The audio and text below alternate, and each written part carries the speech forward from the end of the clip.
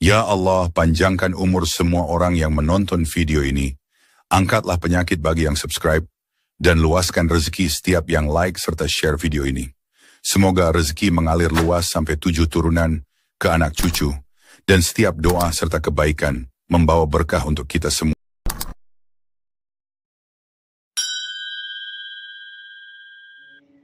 Hadirin hadirat Bapak Ibu, kita lanjutkan pada suratul Baqarah ayat 49 ya. 49 halaman 8. A'udzu billahi minasy syaithanir rajim.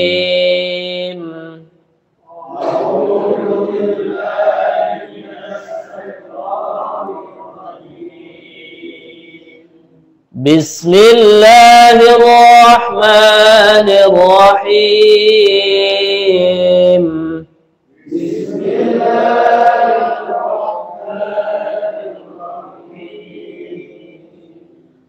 Wa idh najjaynakum min ali fir'auna yasumunakum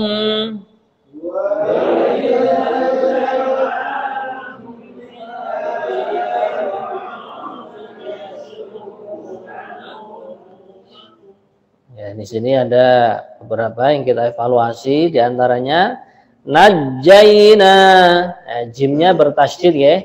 Kemudian baca panjang. Kemudian kum, mim mati bertemu mim, namanya idgham mislain atau idgham mimi juga boleh, dibaca mendengung. Kemudian kalimat min ali, ya ini idhar jelas ya. Wa idh najjaynakum min ali fir'auna yasumunakum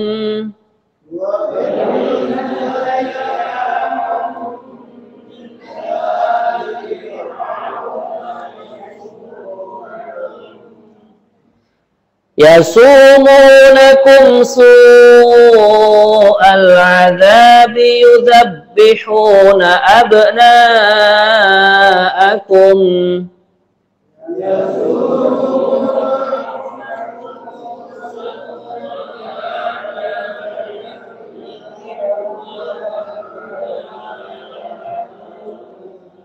Nah, di sini sin dibaca tipis karena tidak ada titik 3 ya.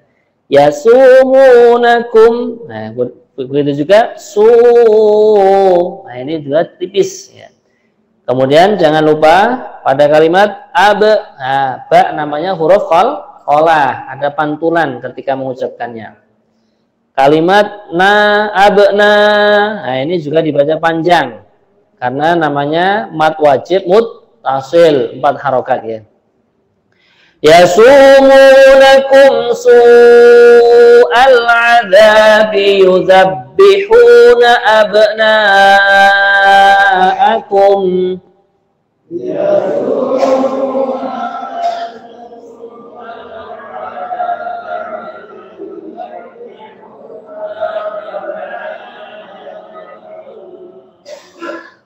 yudhabbihuna abna'akum wa yastahyuna nisa'akum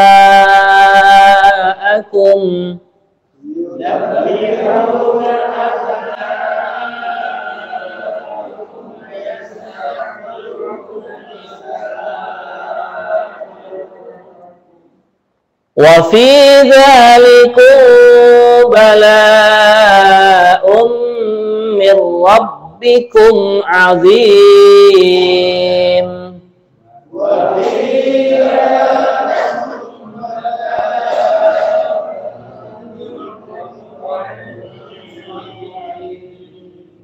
Nah, pada kalimat wa fi dzalikum, nah, mim mati bertemu dengan ba, namanya adalah ikhfa syafawi, dibaca mendengung ya.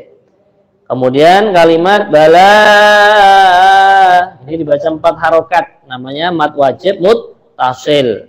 Kemudian tanwin bertemu dengan mim, namanya adalah idgham bigunnah, ada mendengungnya. Nah, kemudian mir rabbikum, ini idgham bila gunnah. Mir rabbikum idgham bila gunnah.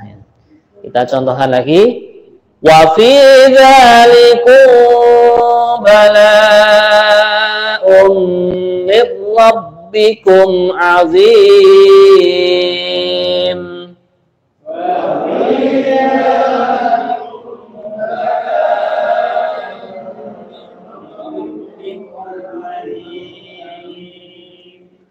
Wa il faraqna bikumul bahra fa'anjaynakum wa aghraqna ala fir'aun.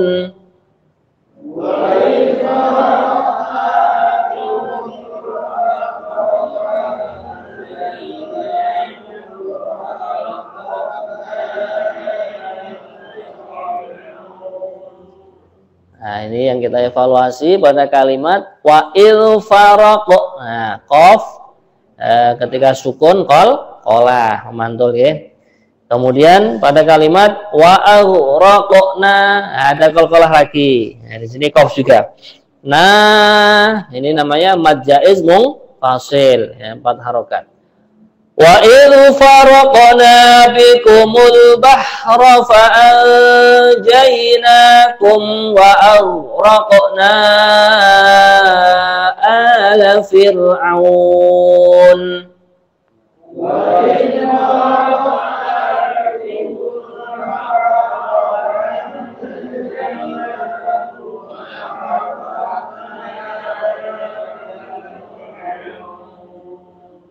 Wa aghraqna ala fir'auna wa antum tanzurun.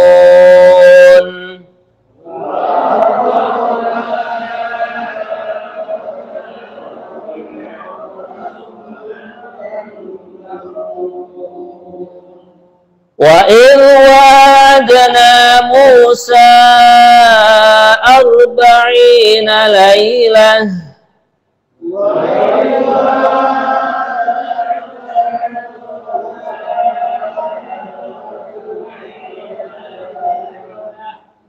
arba'ina laylatan thumma ittakhadhtumul ijla min ba'dih.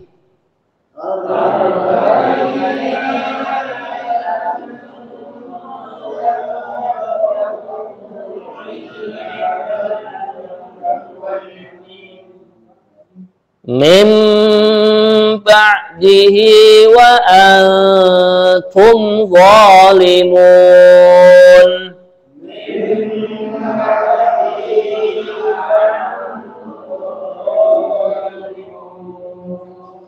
Thumma afawna ankum min ba'di dhalik.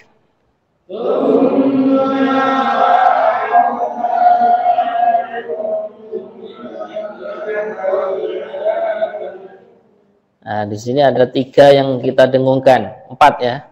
Pertama, summa. Nah, ini mim bertasydid. Kemudian yang kedua, ini juga mendengung. Yang kedua, yang ketiga, kum. Mim mati ketemu mim. Kemudian nun mati ketemu ba. Mim ba'di. Ini juga mendengung. Iqlab ya. Summa afawna ankum min ba'di dzalik.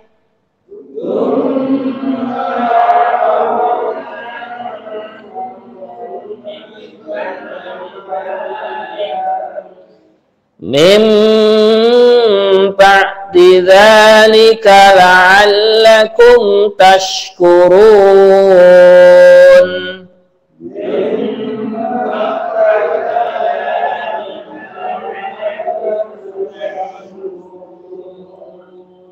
Kalau di sini sinnya karena bertitik 3 kita baca tebal ya. Tash. Nah, tash begitu. Min ba'di dzalika la'allakum tashkurun.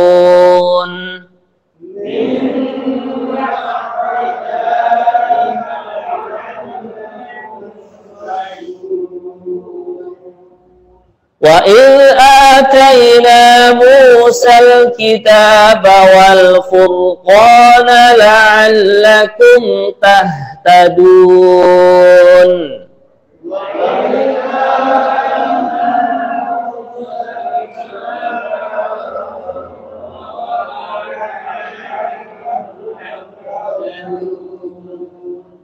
Shadaqallahul azim.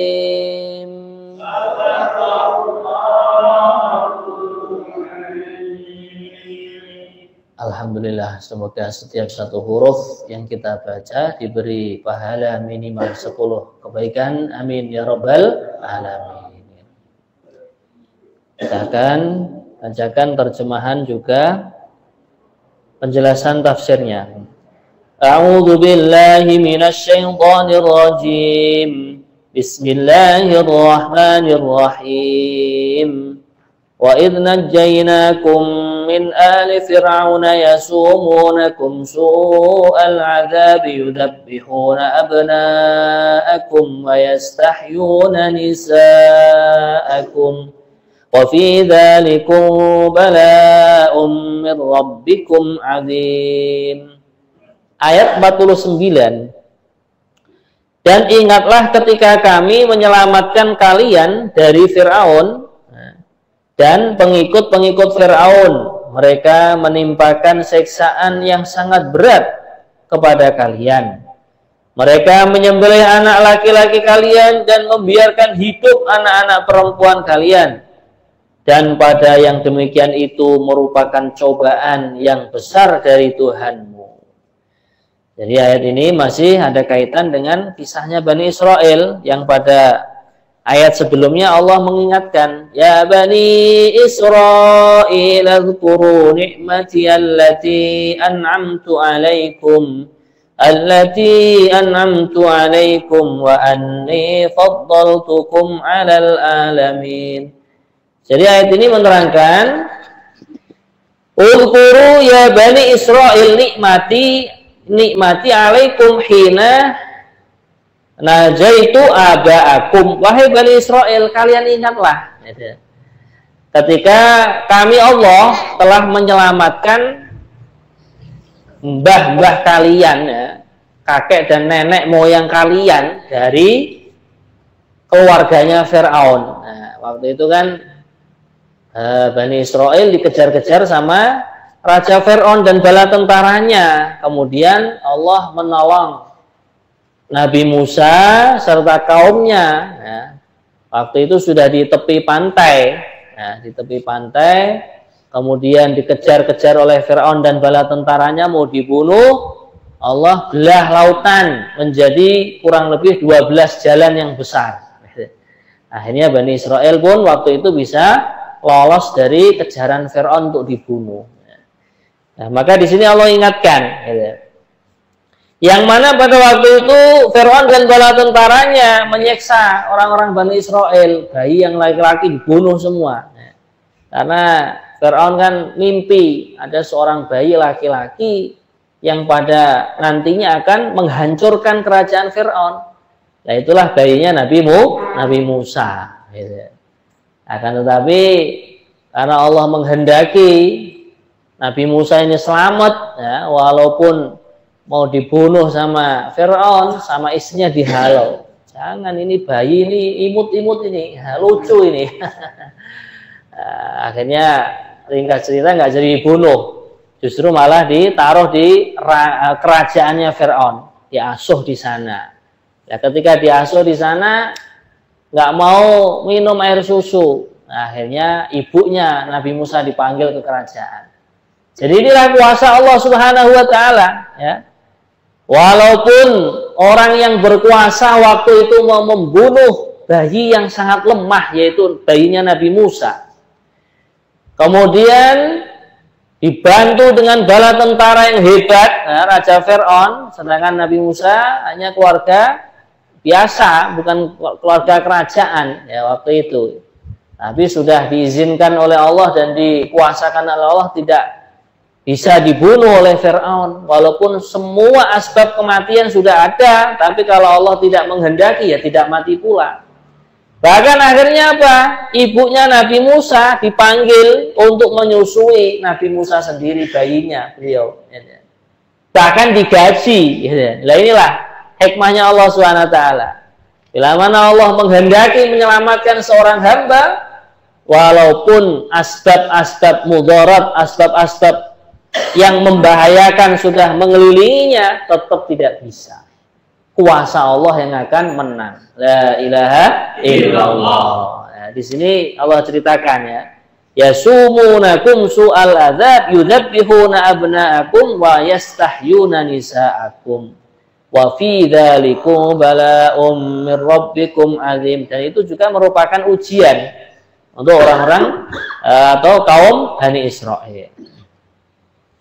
Kemudian ayat yang nomor 50 artinya, dan ingatlah ketika kami membelah laut untukmu sehingga kamu dapat kami selamatkan dan kami tenggelamkan Fir'aun dan pengikut-pengikut Fir'aun sedang kalian menyaksikan. Nah, jadi ini Allah ingatkan lagi, wahai Bani Israel.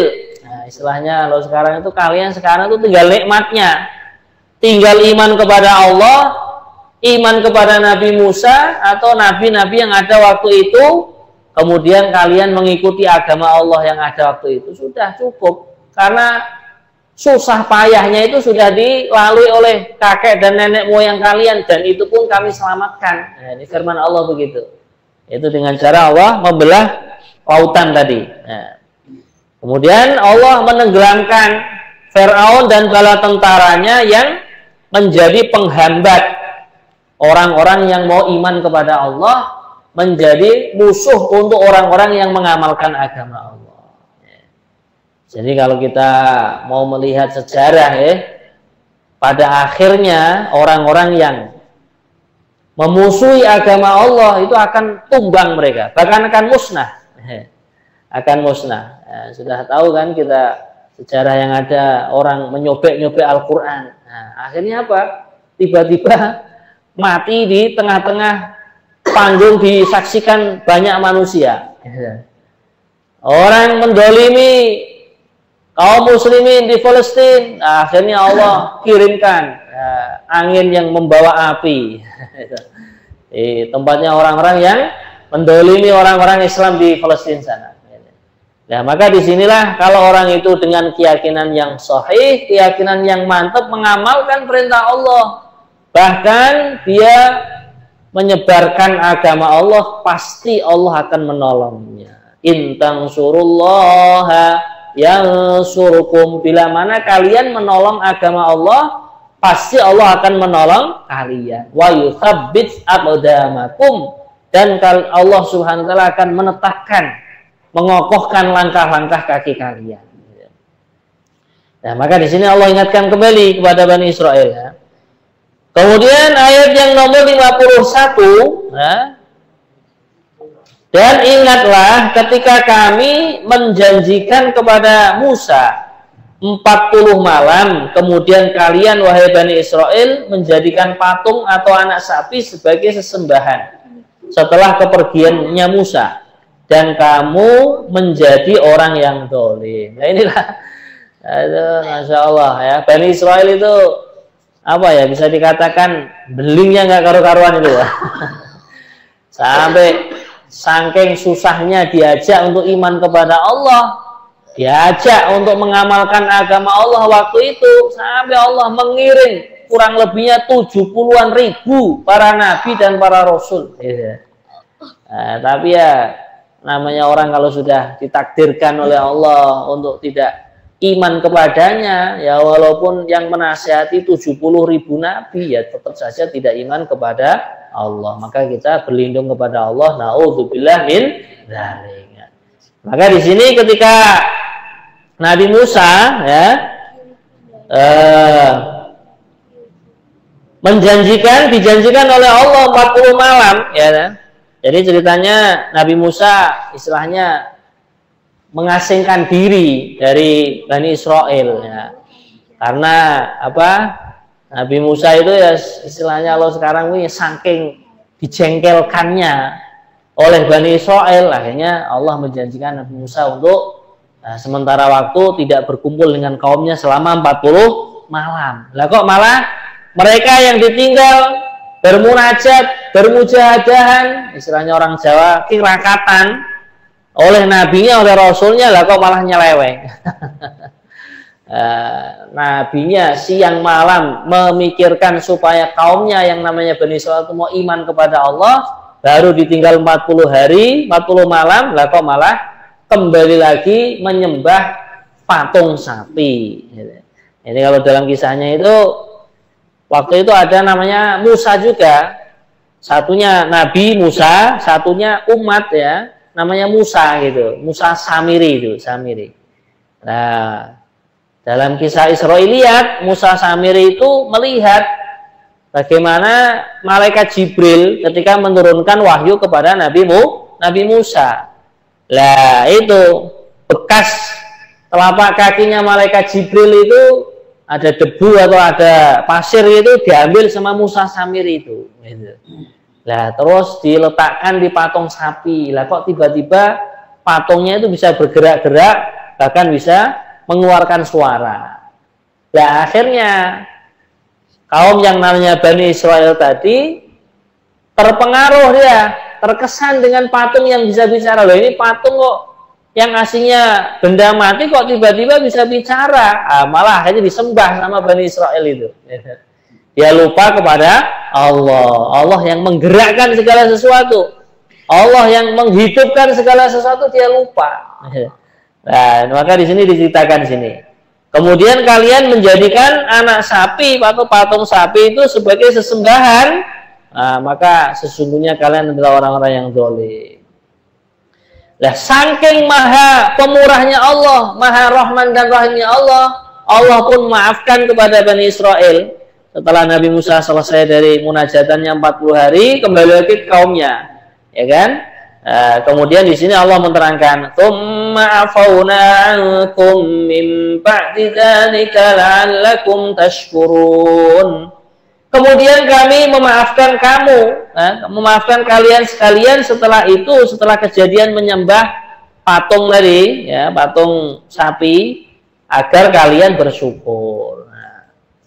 Jadi sudah berbuat kezaliman berupa menyembah selain Allah, sudah dimaafkan supaya bersyukur. Namanya tadi orang yang sudah ditakdirkan jadi orang yang nggak baik, ya akhirnya tidak baik juga akhirnya. Kemudian ayat 53, wa id ataina Musa kitaba wal furqana la'allakum tahtadun.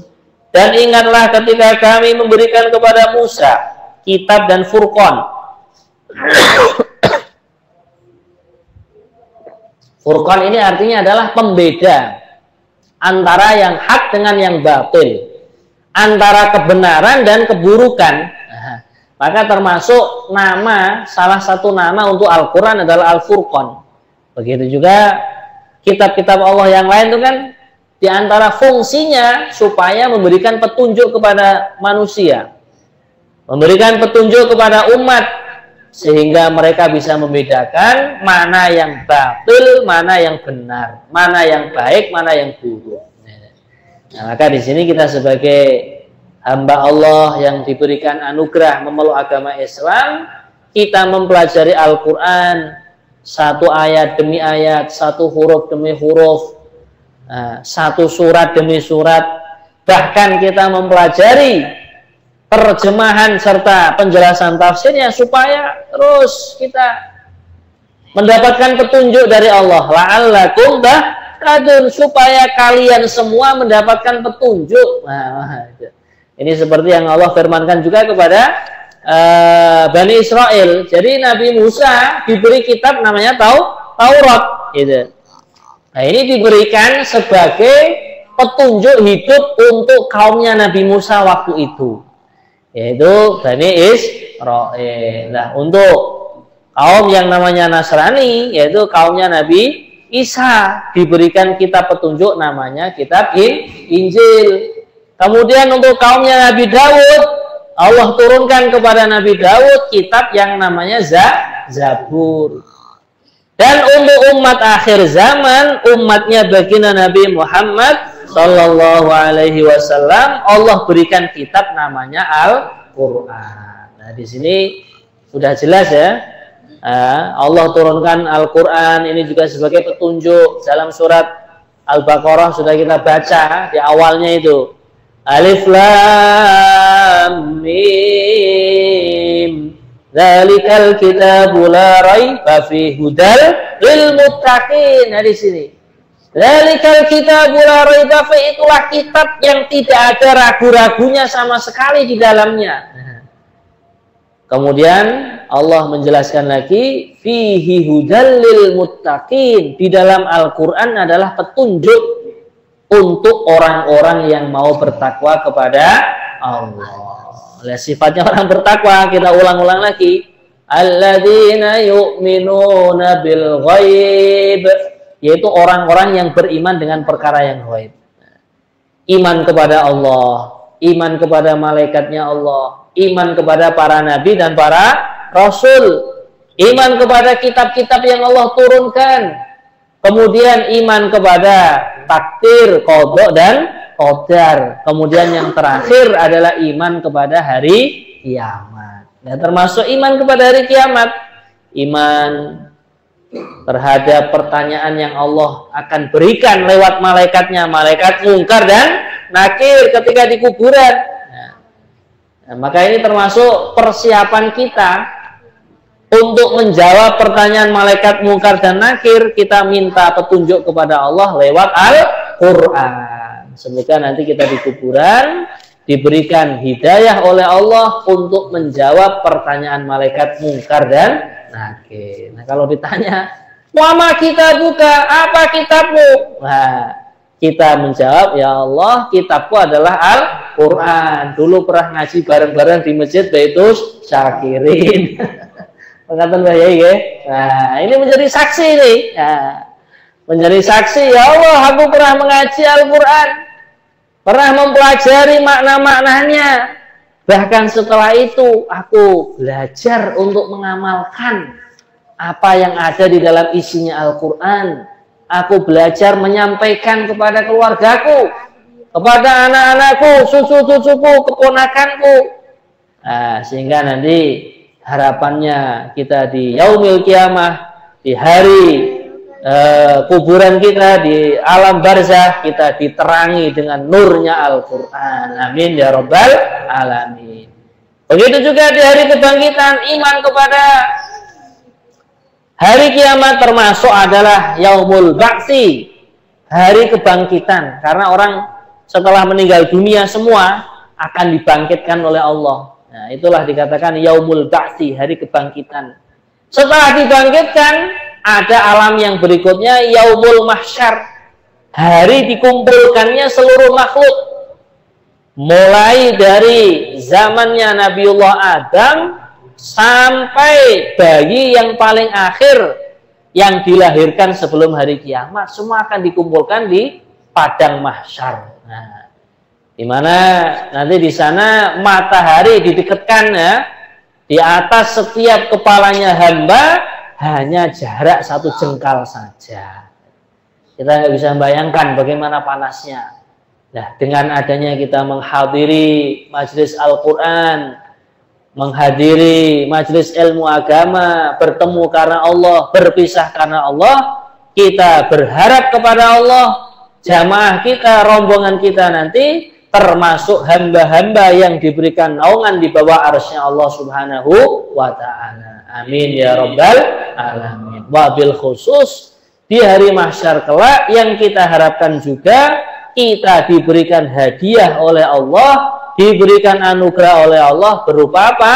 Diberikan minum dari telaga Kautsar, bahkan yang kita cita-citakan kita diberi minum oleh tangannya yang mulia Nabi Agung Muhammad sallallahu alaihi wasallam. Amin ya Rabbal. Terima kasih Mbah Yai atas pertanyaannya mengenai sholatnya wanita di masjid itu bagaimana. Baru saja kemarin hari Senin itu kita menyampaikan hadisnya baginda Nabi Muhammad sallallahu alaihi wasallam. Ya, di pondok itu ada kitab hadis namanya Sahih Muslim. Di situ baginda Nabi menerangkan kalian jangan melarang wanita-wanita kalian untuk pergi ke masjid. Nah, jadi pada dasarnya boleh-boleh saja wanita pergi ke masjid. Tapi syaratnya, ya, di situ ada keterangan syaratnya diantaranya apa? Sekiranya tidak menimbulkan fitnah untuk laki-laki yang selain suaminya dan selain mahramnya. Maka Imam Muslim itu menerangkan ghayra mutayyabatin, keluarnya wanita ke masjid jangan malah pakai minyak wangi yang harumnya bisa dicium dalam jarak 1 kilo. Nah, jangan ya. Jadi tetap menjaga auratnya wanita, jangan sampai menimbulkan syahwat untuk laki-laki yang selain suaminya. Jadi kalau seandainya wanita kok malah menimbulkan fitnah, contohnya fitnah itu ya bikin itu tadi syahwat laki-laki yang selain suaminya. Nah ini yang sebaiknya adalah sholat di rumah masing-masing. Karena menghadiri sholat jamaah hukumnya adalah sunnah muakkadah. Kalau menjaga aurat hukumnya adalah wajib. Jangan sampai kita mengerjakan yang sunnah tapi malah menterlantarkan yang wajib, yaitu menjaga aurat. Ini bagi kaum wanita seperti itu. Bahkan sebagian tertib di zamannya baginda Nabi, kalau ada jamaah perempuan yang laki-laki diminta diam dulu di masjid, biar wanitanya itu pulang dulu. Nah, karena kalau pulangnya bareng bisa jadi kan tabrakan, bercampur antara ajnabi dan ajnabiyat, laki-laki yang lain dan wanita yang lain yang bukan suami istri dan tidak ada hubungan mahram. Nah, maka di sini Nabi mensiasatinya seperti itu. Nah, para wanita dipersilakan untuk pulang dahulu, baru kaum laki-laki. Mekaten bahaya ya. Jadi kalau bicara tentang tertibnya wanita ini kalau berdandan, bersolek, ya, sebaik mungkin, sewangi mungkin kalau pakai minyak wangi, itu di depan suaminya. Ya. Biar suaminya betah di rumah. Ya. Nah, suaminya kok nggak betah di rumah karena apa? Melihat istrinya, nopo blokowar cenah ya. Makanya tertibnya wanita itu kalau sudah bersuami, dia berdandan untuk siapa? Untuk suaminya. Dia berhias untuk siapa? Untuk suaminya. Sehingga suaminya betah di rumah. Nah sekarang malah kebalik. Kalau pergi kondangan, Masya Allah. Ya. Nah, tapi kalau untuk suaminya, ya malah itu tadi, apa adanya. Tapi juga seorang suami boleh memfasilitasi istrinya supaya berhias, berdandan, bersolek sebaik mungkin demi menjaga matanya suami itu sendiri supaya dia cukup melihat istrinya, tidak mata keranjang, tidak melihat sana sini. Gitu. Ini kalau kita bicara tentang kewanitaan seperti itu. Kirang langkung makaten baik, nggih monggo. Jadi kendurinan nggih, atau kalau zikir fida nggih, fidaan. Ya, memang ada riwayat hadis yang menerangkan barang siapa yang mengucapkan atau menzikirkan la ilaha illallah sab'ina alfa marrah.